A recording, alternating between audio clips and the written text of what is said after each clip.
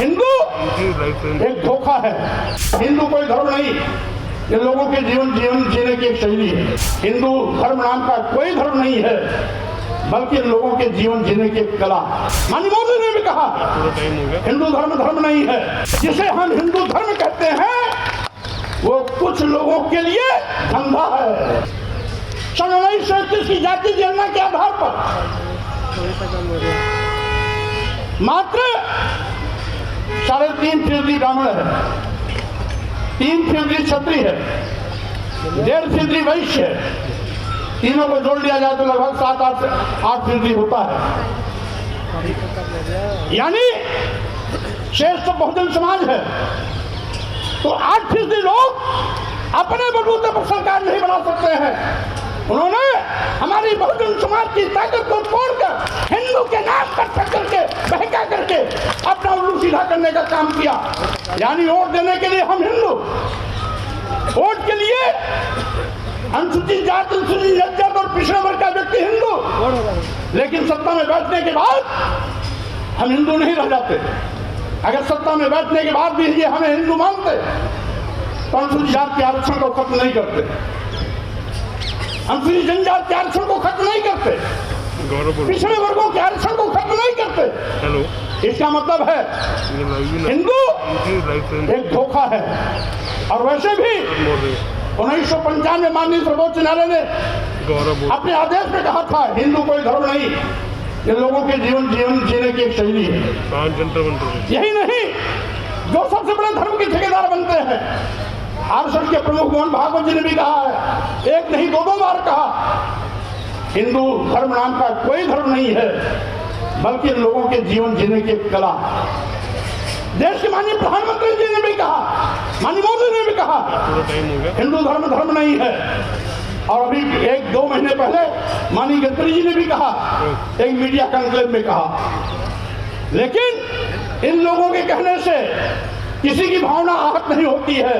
अगर स्वामी प्रसाद मौर्य कह देते हैं हिंदू धर्म नहीं है बल्कि एक धोखा है, और जिसे हम हिंदू धर्म कहते हैं वो कुछ लोगों के लिए धंधा है। जब हम कहते हैं कि ये कुछ लोगों के लिए धंधा है तब पूरे देश में भूचाल मच जाता है। लेकिन वही चीज अगर मोहन भागवत जी कहते हैं, माननीय प्रधानमंत्री नरेंद्र मोदी जी कहते हैं, माननीय गडकरी जी कहते हैं, तो किसी की भी भावना आहत नहीं होती। अगर वही चीज स्वामी प्रसाद मौर्य कह देते हैं तो लोगों की भावना इतनी कमजोर होती है कि उनकी भावनाएं आहत हो जाती है। क्या विडंबना है।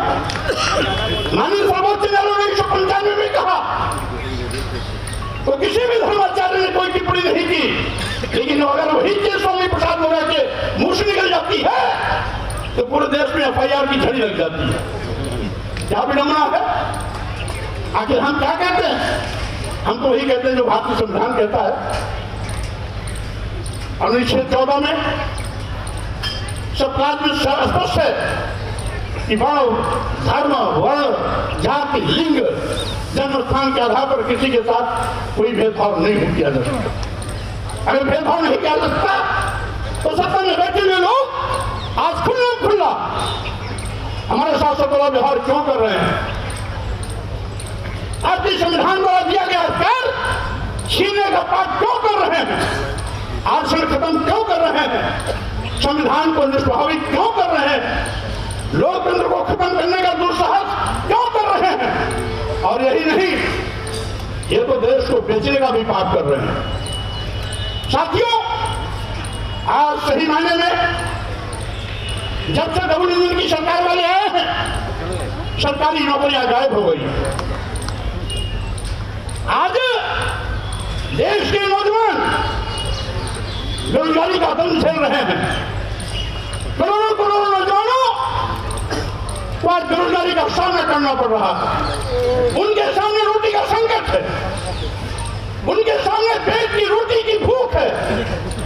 अभी पार्लियामेंट में जो घटनाक्रम घटित हुई वो भाजपा के सांसद के पर्ची पर ही उनकी प्रवेश हुई थी, लेकिन उसके बावजूद भी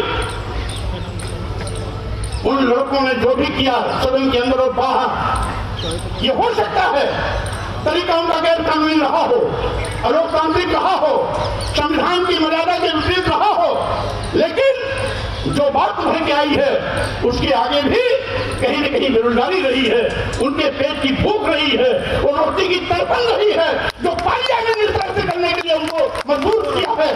और इसीलिए मैं कहना चाहता हूं, आज ये हकीकत है कि आज देश का करोड़ों नौजवान बेरोजगारी के नाते दुखी है, पीड़ित है, रोटी की भूख से बिलबिला रहा है। मरता क्या न करता, जब आदमी रोटी के लिए अंतिम सांसें लेता रहता है तो उसे कानून नहीं दिखाई पड़ता है।